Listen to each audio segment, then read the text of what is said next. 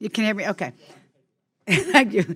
Thank you all for being here, really. And, I really can tell from your expressions and what you're saying that all of you are very sincere about trying to correct a very terrible situation, which I know none of you really caused. But I just want to echo, before I ask my questions, what my colleague here, Ms. Busa, said, because I'm a new grandmother, and when I just think of what's the brutal, cruel policy of taking children from their parents, and to me, this is just government child abuse. It's child abuse. I want to start because I want to emphasize what Representative DeLauro has been talking about, which is the agreement with HHS, where HHS has agreed to share personal information of potential sponsors with agencies that can actually go to a home and perhaps seize an undocumented citizen.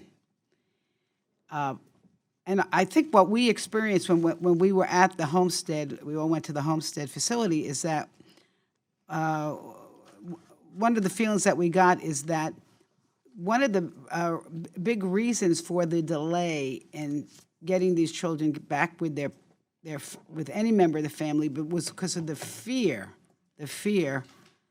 that by giving a enforcement agency the ability to go to a home and then pick up an undocumented citizen. And so Mr. Hayes, I just want to know whether or not, what, if anything, are you doing about trying to get this agreement rescinded?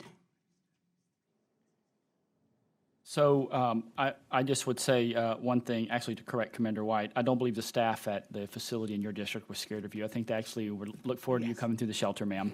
I agree. Yep. So, I they agree. even had your picture up on the wall. So, I think one thing is clear. I think there's some confusion around the information that is shared. I think it's important. I noted this on the tour at Homestead. And as well at my last testimony here, is that going back to 2004, every time a UAC is discharged from ORR, they then go to the jurisdiction of the Department of Homeland Security, and that discharge notification form does go to DHS with the sponsor's information and the child, because it then falls on DHS and Department of Justice to keep them apprised of their court proceedings. So I just think that's... No, I understand that, but okay, so with that, because I have some more questions, Yes, but here's the point we're trying to make, Okay. is that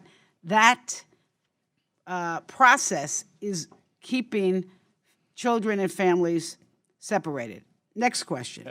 May I? Wait, can I? Yes, ma'am. Well, I want to ask another question. There's a new policy, I understand, that the president has put in place that now prohibits people seeking asylum to come into the country, so they get stuck in Mexico. Is that correct? Is that going to affect the number of the undocumented children coming into the country? I think the impact is unknown. There's a couple of things that are ongoing with some of the asylum laws, and again, HHS is not an immigration enforcement agency. I know we did issue a Dear Colleague letter where certain components of that we don't believe will impact the folks that are eligible to come into OR care, both on the refugee resettlement side and They the have to come UAC into the side. country first, right? Is it going to be hard? It will be hard. The reason I ask this question, because Mr. Pocan asked about spending a lot of money on invisible people. I'm just wondering, are you actually expecting more undocumented individuals to get in here, given the new policy? Right. While I will acknowledge that the chairwoman is correct, our referral numbers are low, but if historical trends, and I would yield to Commander White here in a second as well, but if historical trends hold true, the expectation should be that as we move into these cooler months, there's a pretty significant chance that the referrals will increase, and most certainly as we get further into November and December, an even greater chance. Commander White? I did just want to say this, and I'll keep this brief out of respect for you, ma'am. Every influx crisis in the history of this program, and in fairness, I have been deeply involved in response to all of them, so I have some experience to speak from. Every one of them was preceded by a period of reduced referral and pressure to reduce capacity or stop expanding capacity. And I have asked colleagues on the career side, on the appointed side, and I will now ask Congress, can we please not make this mistake again of thinking every time it goes down that that's like the future?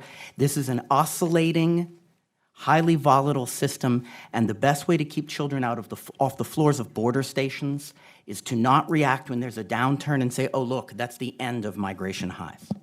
Let me just say 2 points that I guess, because I'm running out of time here, but one thing that we found on our visit is that children who were reaching the age, they were getting to an age where they were going to age out. Yes, ma'am.